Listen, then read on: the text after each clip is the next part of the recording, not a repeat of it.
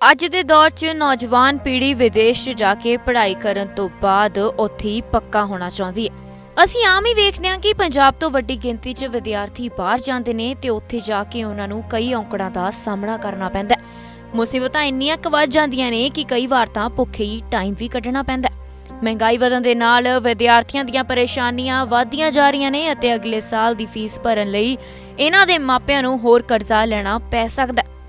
Vancouver 'ਚ ਪੜ੍ਹਦੇ ਇੱਕ ਪੰਜਾਬੀ ਵਿਦਿਆਰਥੀ ਜਗਜੀਤ ਸਿੰਘ ਨੇ ਆਪਣੀ ਹੱਡਬੀਤੀ ਸੁਣਾਉਂਦਿਆਂ ਦੱਸਿਆ ਕਿ ਬੇਸਮੈਂਟ ਦਾ ਕਿਰਾਇਆ ਅਤੇ ਖਾਣ-ਪੀਣ ਦਾ ਖਰਚਾ ਪੂਰਾ ਕਰਨਾ ਹੀ ਮੁਸ਼ਕਿਲ ਹੋ ਗਿਆ।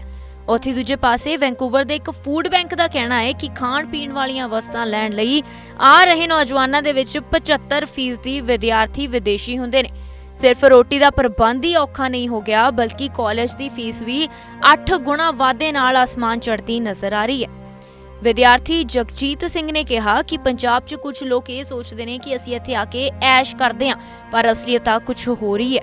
ਇਸ ਤੋਂ ਇਲਾਵਾ ਇੱਕ ਹੋਰ ਵਿਦਿਆਰਥੀ 22 ਸਾਲਾ ਕਸ਼ਿਸ਼ ਨੇ ਕਿਹਾ ਕਿ ਉਹ ਕੈਨੇਡਾ 'ਚ ਪਹਿਲੇ ਦਿਨ ਤੋਂ ਹੀ ਰਹਿਣ-ਸਹਿਣ ਅਤੇ ਖਾਣ-ਪੀਣ ਦਾ ਖਰਚਾ ਬਹੁਤ ਸੋਚ ਸਮਝ ਕੇ ਕਰ ਰਹੀ ਹੈ, ਪਰ ਪਿਛਲੇ ਕੁਝ ਮਹੀਨਿਆਂ ਦੌਰਾਨ ਮਹਿੰਗਾਈ ਨੇ ਤਾਂ ਹੱਦਾਂ ਹੀ ਪਾਰ ਕਰ ਦਿੱਤੀਆਂ ਨੇ। ਪਹਿਲੇ ਸਾਲ ਦੀ ਟਿਊਸ਼ਨ ਫੀਸ ਹੀ ਬਹੁਤ ਜ਼ਿਆਦਾ ਲੱਗੀ ਸੀ, ਪਰ ਹੁਣ ਚੌਥੇ ਸਾਲ 'ਚ ਆਰਥਿਕ ਹਾਲਾਤ ਪੂਰੀ ਤਰ੍ਹਾਂ ਡਾਵਾਂਡੋਲ ਹੋ ਚੁੱਕੇ ਨੇ। ਇਹਨਾਂ ਸਮੱਸਿਆਵਾਂ ਕਰਕੇ ਪੜ੍ਹਾਈ ਵੱਲ ਪੂਰਾ ਧਿਆਨ ਨਹੀਂ ਲੱਗਦਾ ਤੇ ਹਮੇਸ਼ਾ ਹੀ ਗਰੋਸਰੀ ਅਤੇ ਰੈਂਟ ਦੀ ਚਿੰਤਾ ਲੱਗਦੀ ਰਹਿੰਦੀ ਹੈ। ਦੂਜੇ ਪਾਸੇ ਗਲੋਬਲ ਅਫੇਅਰਸ ਕੈਨੇਡਾ ਦੁਆਰਾ ਸਾਂਝੀ ਕੀਤੀ ਗਈ ਇੱਕ ਸਰਕਾਰੀ ਰਿਪੋਰਟ ਦੇ ਅਨੁਸਾਰ 2020 ਦੇ ਵਿੱਚ ਅੰਤਰਰਾਸ਼ਟਰੀ ਵਿਦਿਆਰਥੀਆਂ ਨੇ ਕੈਨੇਡਾ ਦੀ ਆਰਥਿਕਤਾ 'ਚ ਅੰਦਾਜ਼ਨ 22.7 ਬਿਲੀਅਨ ਲਿਆਂਦੇ ਸੀ ਅਤੇ 1,90,000 ਤੋਂ ਵੱਧ ਨੌਕਰੀਆਂ ਦਾ ਸਮਰਥਨ ਵੀ ਕੀਤਾ ਸੀ। ਭਾਵੇਂ ਕਿ ਕੈਨੇਡਾ ਦੀ ਸਰਕਾਰ ਨੇ ਇਹ ਰੂਲ ਬਣਾ ਦਿੱਤਾ ਹੈ ਕਿ ਹੁਣ 20 ਘੰਟੇ ਜਿਹੜਾ ਵਿਦਿਆਰਥੀਆਂ ਤੇ ਪਾਬੰਦੀ ਲੱਗੀ ਹੋਈ ਸੀ ਕੰਮ ਕਰਨ ਦੀ ਉਹ ਨਹੀਂ ਹੋਵੇਗੀ, ਪਰ ਇਸ ਦਾ ਮਤਲਬ ਇਹ ਨਹੀਂ ਹੈ ਕਿ ਆਰਥਿਕਤਾ ਦੇ ਵਿੱਚ ਨੌਕਰੀਆਂ ਪੈਦਾ ਹੋਣੀਆਂ ਸ਼ੁਰੂ ਹੋ ਗਈਆਂ ਨੇ। ਵਿਦਿਆਰਥੀਆਂ ਨੂੰ ਹਜੇ ਵੀ ਉਨੀ ਸਟਰਗਲ ਕਰਨੀ ਪੈ ਰਹੀ ਹੈ। ਜੇਕਰ ਉਹਨਾਂ ਨੂੰ ਕੰਮ ਦੇ ਘੰਟੇ ਵਧੇ ਨੇ ਤਾਂ ਇਹਦਾ ਮਤਲਬ ਇਹ ਨਹੀਂ ਕਿ ਉਹਨਾਂ ਨੂੰ ਕਮਾਈਆਂ ਵੀ ਵੱਧ ਜਾਣਗੀਆਂ।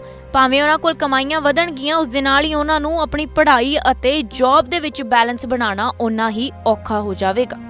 ਅੱਜ ਦੇ ਦੌਰ 'ਚ ਨੌਜਵਾਨ ਪੀੜ੍ਹੀ ਵਿਦੇਸ਼ 'ਚ ਜਾ ਕੇ ਪੜ੍ਹਾਈ ਕਰਨ ਤੋਂ ਬਾਅਦ ਉੱਥੇ ਹੀ ਪੱਕਾ ਹੋਣਾ ਚਾਹੁੰਦੀ ਹੈ। ਅਸੀਂ ਆਮ ਹੀ ਵੇਖਦੇ ਹਾਂ ਕਿ ਪੰਜਾਬ ਤੋਂ ਵੱਡੀ ਗਿਣਤੀ 'ਚ ਵਿਦਿਆਰਥੀ ਬਾਹਰ ਜਾਂਦੇ ਨੇ ਤੇ ਉੱਥੇ ਜਾ ਕੇ ਉਹਨਾਂ ਨੂੰ ਕਈ ਔਕੜਾਂ ਦਾ ਸਾਹਮਣਾ ਕਰਨਾ ਪੈਂਦਾ ਹੈ। ਮੁਸੀਬਤਾਂ ਇੰਨੀਆਂ ਕੁ ਵੱਧ ਜਾਂਦੀਆਂ ਨੇ ਕਿ ਕਈ ਵਾਰ ਤਾਂ ਭੁੱਖੇ ਹੀ ਟਾਈਮ ਵੀ ਕੱਢਣਾ ਪੈਂਦਾ ਹੈ। ਮਹਿੰਗਾਈ ਵਧਣ ਦੇ ਨਾਲ ਵਿਦਿਆਰਥੀਆਂ ਦੀਆਂ ਪਰੇਸ਼ਾਨੀਆਂ ਵਧਦੀਆਂ ਜਾ ਰਹੀਆਂ ਨੇ ਅਤੇ ਅਗਲੇ ਸਾਲ ਦੀ ਫੀਸ ਭਰਨ ਲਈ ਇਹਨਾਂ ਦੇ ਮਾਪਿਆਂ ਨੂੰ ਹੋਰ ਕਰਜ਼ਾ ਲੈਣਾ ਪੈ ਸਕਦਾ ਹੈ। ਵੈਂਕੂਵਰ 'ਚ ਪੜ੍ਹਦੇ ਇੱਕ ਪੰਜਾਬੀ ਵਿਦਿਆਰਥੀ ਜਗਜੀਤ ਸਿੰਘ ਨੇ ਆਪਣੀ ਹੱਡਬੀਤੀ ਸੁਣਾਉਂਦਿਆਂ ਦੱਸਿਆ ਕਿ ਬੇਸਮੈਂਟ ਦਾ ਕਿਰਾਇਆ ਅਤੇ ਖਾਣ-ਪੀਣ ਦਾ ਖਰਚਾ ਪੂਰਾ ਕਰਨਾ ਹੀ ਮੁਸ਼ਕਿਲ ਹੋ ਗਿਆ। ਉੱਥੇ ਦੂਜੇ ਪਾਸੇ ਵੈਂਕੂਵਰ ਦੇ ਇੱਕ ਫੂਡ ਬੈਂਕ ਦਾ ਕਹਿਣਾ ਹੈ ਕਿ ਖਾਣ-ਪੀਣ ਵਾਲੀਆਂ ਵਸਤਾਂ ਲੈਣ ਲਈ ਆ ਰਹੇ ਨੌਜਵਾਨਾਂ ਦੇ ਵਿੱਚ 75% ਵਿਦਿਆਰਥੀ ਵਿਦੇਸ਼ੀ ਹੁੰਦੇ ਨੇ। ਸਿਰਫ ਰੋਟੀ ਦਾ ਪ੍ਰਬੰਧ ਹੀ ਔਖਾ ਨਹੀਂ ਹੋ ਗਿਆ, ਬਲਕਿ ਕਾਲਜ ਦੀ ਫੀਸ ਵੀ 8 ਗੁਣਾ ਵਾਧੇ ਨਾਲ ਆਸਮਾਨ ਚੜ੍ਹਦੀ ਨਜ਼ਰ ਆ ਰਹੀ ਹੈ। ਵਿਦਿਆਰਥੀ ਜਗਜੀਤ ਸਿੰਘ ਨੇ ਕਿਹਾ ਕਿ ਪੰਜਾਬ 'ਚ ਕੁਝ ਲੋਕ ਇਹ ਸੋਚਦੇ ਨੇ ਕਿ ਅਸੀਂ ਇੱਥੇ ਆ ਕੇ ਐਸ਼ ਕਰਦੇ ਹਾਂ, ਪਰ ਅਸਲੀਅਤ ਤਾਂ ਕੁਝ ਹੋਰ ਹੀ ਹੈ। ਇਸ ਤੋਂ ਇਲਾਵਾ ਇੱਕ ਹੋਰ ਵਿਦਿਆਰਥੀ 22 ਸਾਲਾ ਕਸ਼ਿਸ਼ ਨੇ ਕਿਹਾ ਕਿ ਉਹ ਕੈਨੇਡਾ 'ਚ ਪਹਿਲੇ ਦਿਨ ਤੋਂ ਹੀ ਰਹਿਣ-ਸਹਿਣ ਅਤੇ ਖਾਣ-ਪੀਣ ਦਾ ਖਰਚਾ ਬਹੁਤ ਸੋਚ ਸਮਝ ਕੇ ਕਰ ਰਹੀ ਹੈ, ਪਰ ਪਿਛਲੇ ਕੁਝ ਮਹੀਨਿਆਂ ਦੌਰਾਨ ਮਹਿੰਗਾਈ ਨੇ ਤਾਂ ਹੱਦਾਂ ਹੀ ਪਾਰ ਕਰ ਦਿੱਤੀਆਂ ਨੇ। ਪਹਿਲੇ ਸਾਲ ਦੀ ਟਿਊਸ਼ਨ ਫੀਸ ਹੀ ਬਹੁਤ ਜ਼ਿਆਦਾ ਲੱਗੀ ਸੀ, ਪਰ ਹੁਣ ਚੌਥੇ ਸਾਲ 'ਚ ਆਰਥਿਕ ਹਾਲਾਤ ਪੂਰੀ ਤਰ੍ਹਾਂ ਡਾਵਾਂਡੋਲ ਹੋ ਚੁੱਕੇ ਨੇ। ਇਹਨਾਂ ਸਮੱਸਿਆਵਾਂ ਕਰਕੇ ਪੜ੍ਹਾਈ ਵੱਲ ਪੂਰਾ ਧਿਆਨ ਨਹੀਂ ਲੱਗਦਾ ਤੇ ਹਮੇਸ਼ਾ ਹੀ ਗਰੋਸਰੀ ਅਤੇ ਰੈਂਟ ਦੀ ਚਿੰਤਾ ਲੱਗਦੀ ਰਹਿੰਦੀ ਹੈ। ਦੂਜੇ ਪਾਸੇ ਗਲੋਬਲ ਅਫੇਅਰਸ ਕੈਨੇਡਾ ਦੁਆਰਾ ਸਾਂਝੀ ਕੀਤੀ ਗਈ ਇੱਕ ਸਰਕਾਰੀ ਰਿਪੋਰਟ ਦੇ ਅਨੁਸਾਰ 2020 ਦੇ ਵਿੱਚ ਅੰਤਰਰਾਸ਼ਟਰੀ ਵਿਦਿਆਰਥੀਆਂ ਨੇ ਕੈਨੇਡਾ ਦੀ ਆਰਥਿਕਤਾ 'ਚ ਅੰਦਾਜ਼ਨ 22.7 ਬਿਲੀਅਨ ਲਿਆਂਦੇ ਸੀ ਅਤੇ 1,90,000 ਤੋਂ ਵੱਧ ਨੌਕਰੀਆਂ ਦਾ ਸਮਰਥਨ ਵੀ ਕੀਤਾ ਸੀ।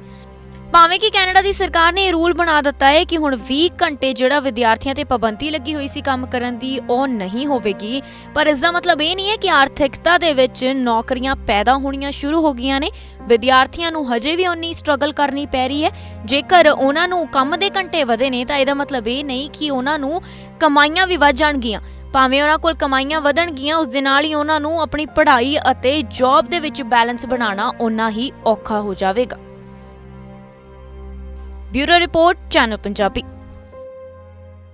साडा हर एक प्रोग्राम देखण ते साडे नाल जुड़न लई सबसक्राइब करो चैनल पंजाबी ते नोटिफिकेशन लई बेल आइकन वाले बटन ते क्लिक करो।